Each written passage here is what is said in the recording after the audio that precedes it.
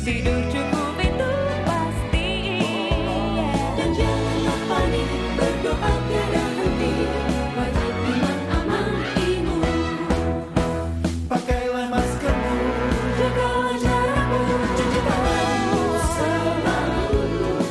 Kita raih bahagia dengan iman aman imun. Badan sehat bangsa kuat. Kita raih bahagia dengan iman aman imun. Badan sehat bangsa kuat.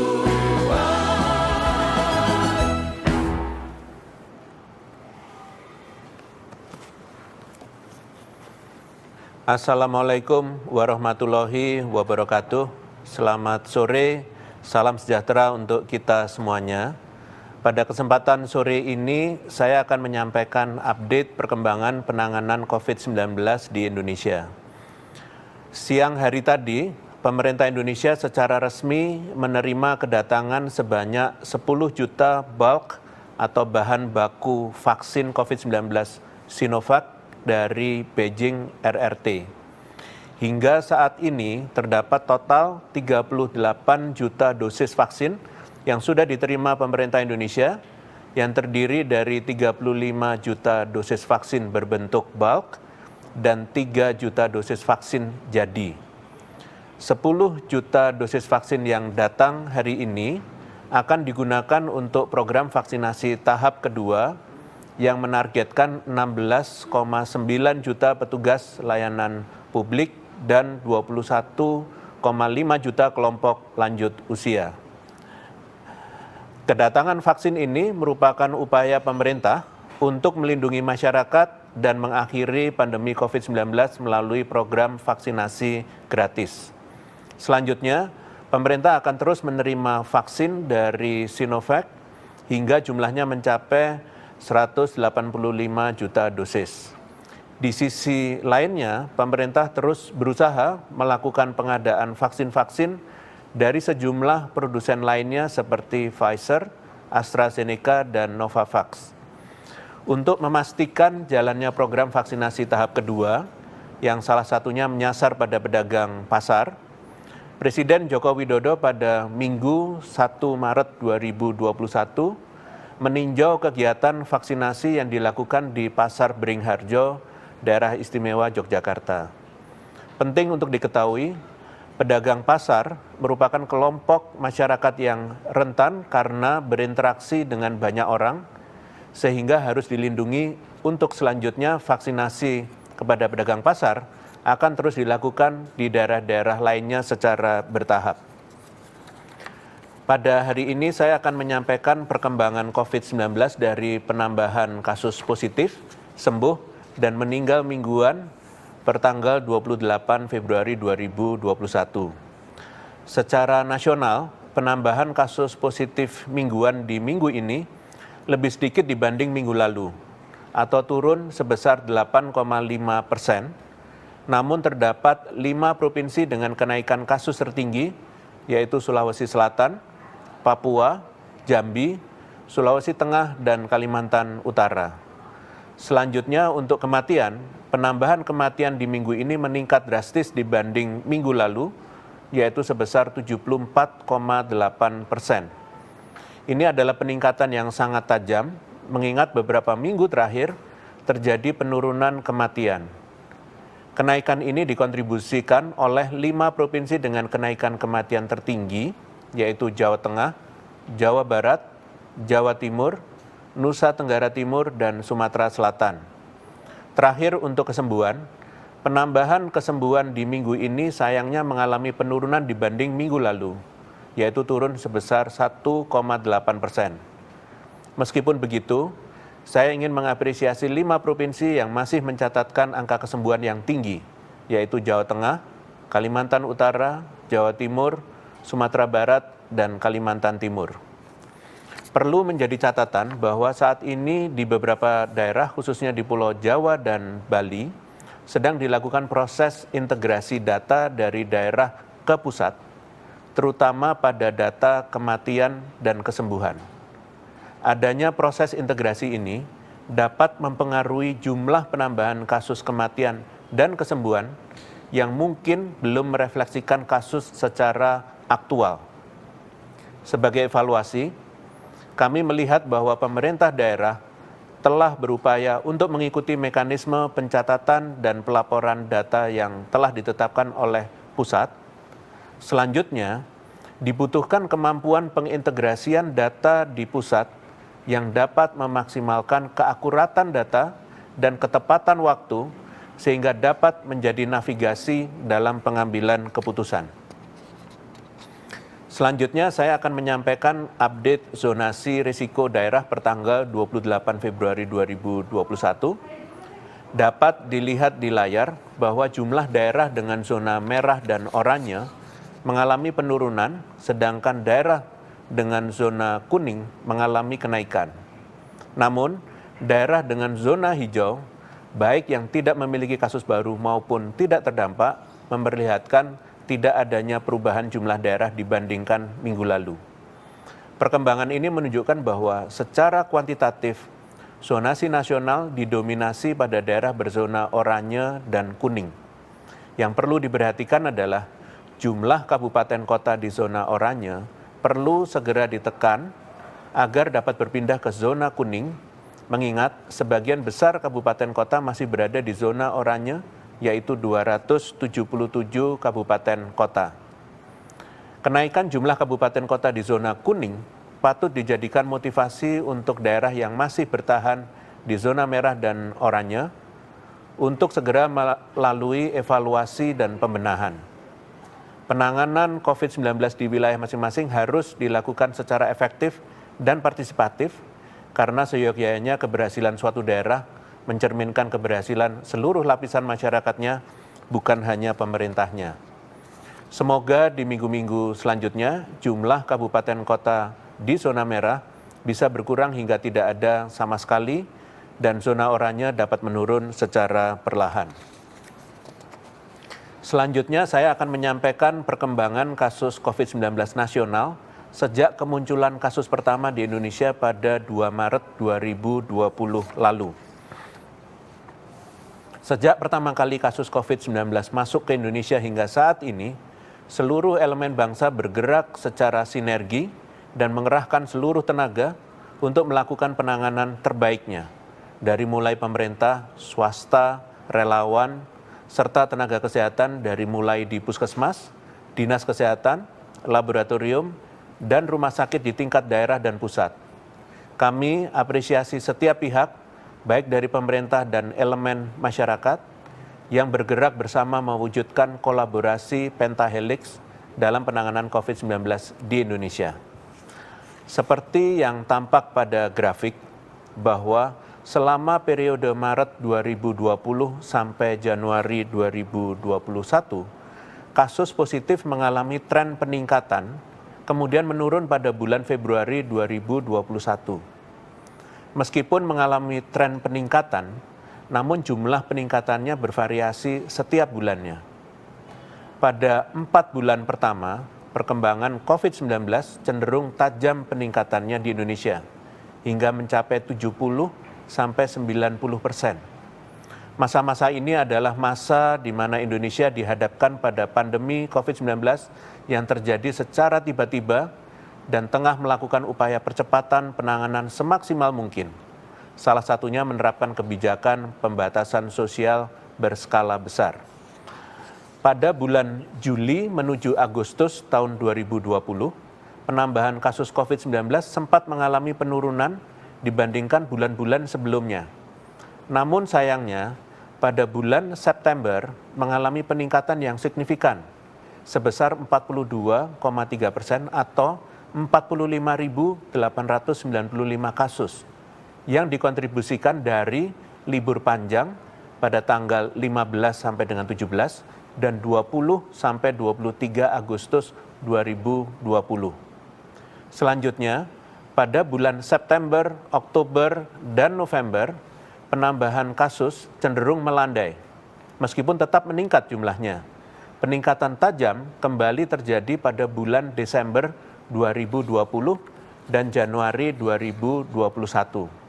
Seiring terjadinya libur panjang, Natal, dan Tahun Baru 2021. Kenaikan yang terjadi sejak bulan November hingga Januari adalah sebesar 190.191 atau meningkat lebih dari 100% dari bulan Oktober. Tentunya, dengan melihat tren kenaikan kasus yang diiringi event libur panjang, sudah sepatutnya kita senantiasa berkaca dan belajar dari pengalaman selama 10 bulan yang lalu, agar tidak kembali mengulanginya di masa yang akan datang. Ini yang paling penting untuk dicatat, bahwa ada implikasi kematian pada setiap event libur panjang yang terjadi sepanjang 1 tahun ke belakang. Di bulan-bulan tanpa libur panjang, jumlah orang yang meninggal akibat COVID-19 adalah 50-900 orang. Sedangkan di bulan-bulan dengan libur panjang, jumlah orang yang meninggal meningkat tajam menjadi 1.000-2.000 orang. Data menunjukkan bahwa keputusan kolektif untuk tetap berlibur panjang saat pandemi adalah keputusan yang tidak bijak, karena secara langsung berdampak pada jumlah orang yang meninggal. Bayangkan, dalam 1 bulan kita bisa kehilangan lebih dari 1.000 nyawa hanya karena memilih untuk melakukan perjalanan dan berlibur. Untuk itu, karena kita baru memulai tahun 2021, hendaknya pemerintah dan masyarakat belajar untuk membuat keputusan yang lebih bijaksana dan tidak membahayakan nyawa diri sendiri dan orang lain.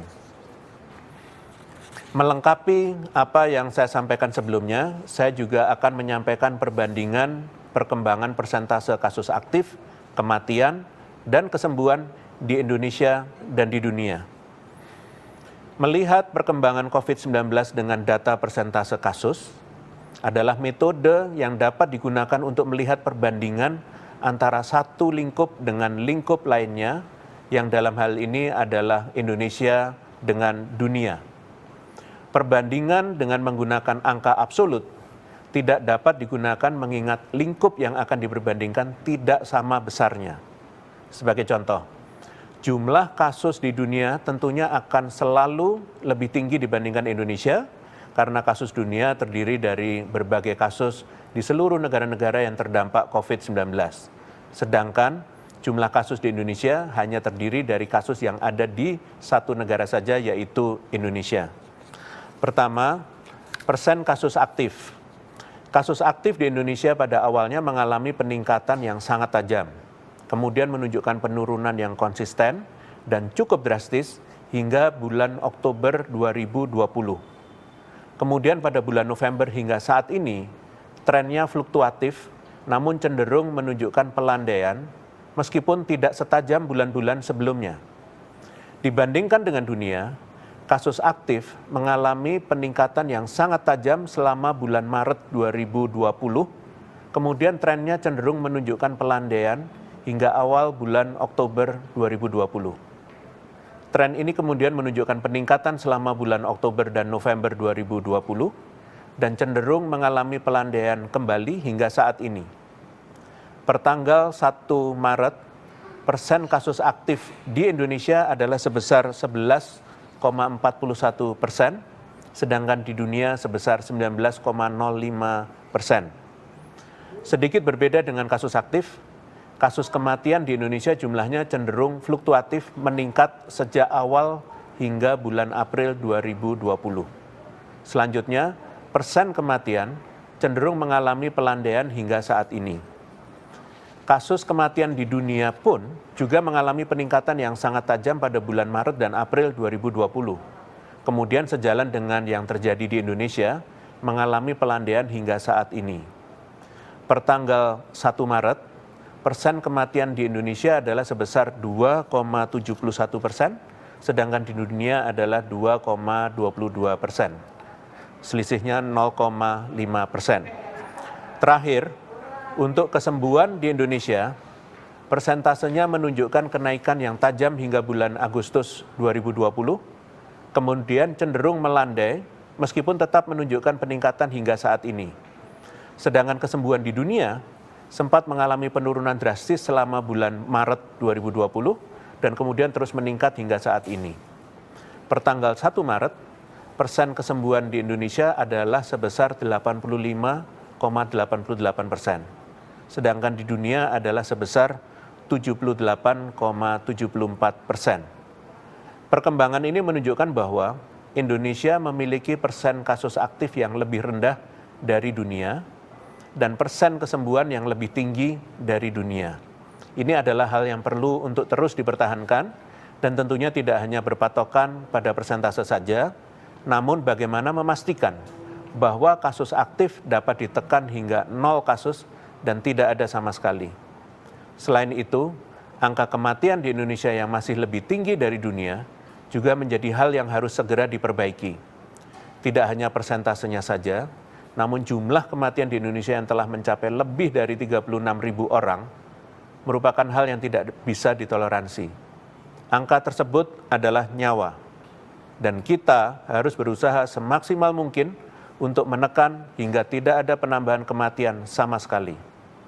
Kunci dari menekan kasus aktif dan kematian, serta meningkatkan kesembuhan, adalah dengan meningkatkan kualitas penanganan COVID-19 di seluruh wilayah di Indonesia.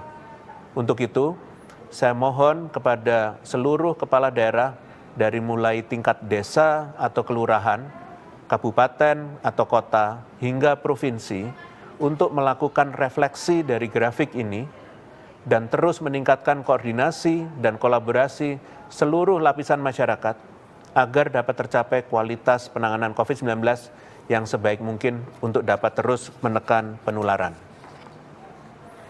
Sebagai penutup, saya ingin sampaikan bahwa berdasarkan laporan WHO kemarin tanggal 1 Maret 2021, kasus virus COVID-19 meningkat secara global untuk pertama kalinya dalam 7 minggu. Analisa terakhir yang diterbitkan WHO menyebutkan adanya kenaikan kasus di 4 benua, yaitu Amerika, Asia Tenggara, Eropa, dan Mediterania Timur. Hal ini tentunya mengecewakan, mengingat baru saja minggu lalu WHO mengatakan infeksi baru COVID-19 telah turun di seluruh dunia selama 6 minggu berturut-turut, atau pertama kalinya penurunan berkelanjutan seperti ini terlihat sejak pandemi dimulai. Besar kemungkinan kenaikan kasus global ini terjadi karena disiplin protokol kesehatan mulai mengendur di banyak negara karena terlena dengan kedatangan vaksin. Mengingat laju penyuntikan vaksin tidak sebanding dengan laju penularan virus COVID-19, kelalaian dalam menerapkan protokol kesehatan sangat berpotensi untuk menyebabkan peningkatan penularan di tengah penduduk. Apabila terus dibiarkan, kenaikan kasus akan semakin masif dan semakin berpotensi untuk memakan banyak korban jiwa. Sejalan dengan temuan tersebut, maka saya menghimbau seluruh rakyat Indonesia untuk tidak memandang vaksin sebagai solusi mutlak dari penanganan pandemi.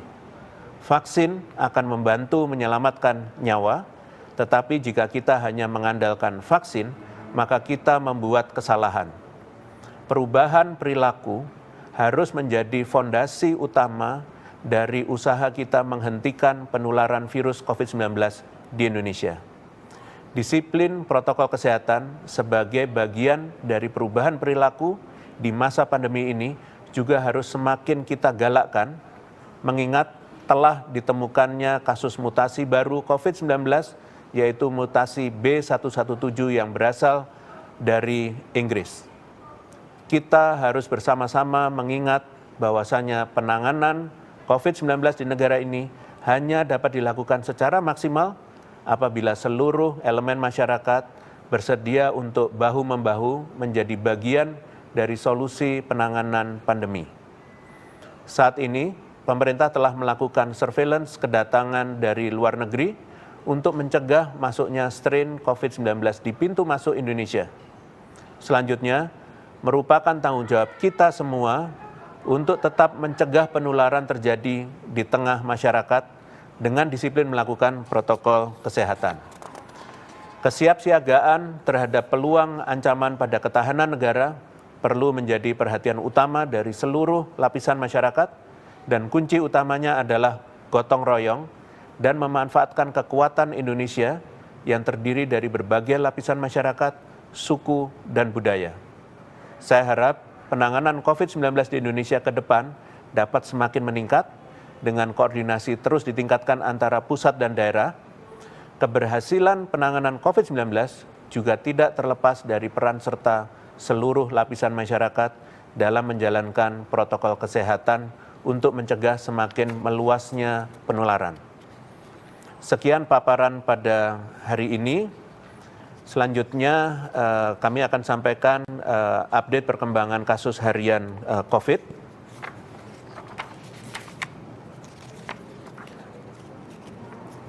Yang akan dilanjutkan dengan penyampaian dari jumlah kasus. Pada saat ini penambahan jumlah kasus positif adalah 5.712, di mana jumlah kasus aktif kumulatif pada saat ini adalah 149.645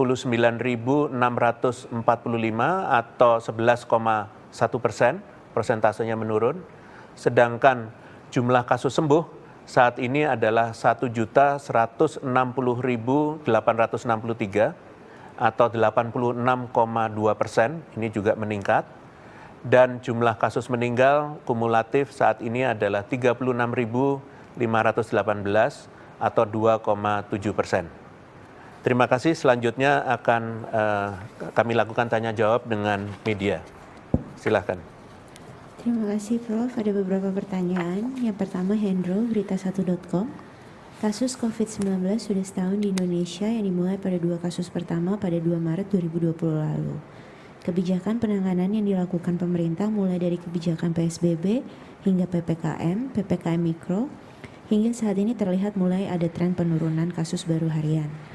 Apa saja faktor dibalik penurunan kasus baru harian ini dan apakah memang sudah mulai ada kekebalan dan faktor apa saja yang mempengaruhi kekebalan? Terima kasih. Baik, terima kasih pada berita1.com. Jadi jika dibandingkan dengan kenaikan kasus harian pada awal tahun ini, memasuki bulan Maret ini memang terlihat tren menurun kasusnya yang cukup signifikan. Utamanya setelah pemberlakuan PPKM dan PPKM Mikro. Selain itu, kepatuhan masyarakat terhadap protokol kesehatan juga berperan dalam menurunkan kasus baru harian. Perlu kita ingat bahwa penularan masih terjadi di tengah masyarakat, dan selama penularan ini masih terjadi, maka akan ada risiko kematian.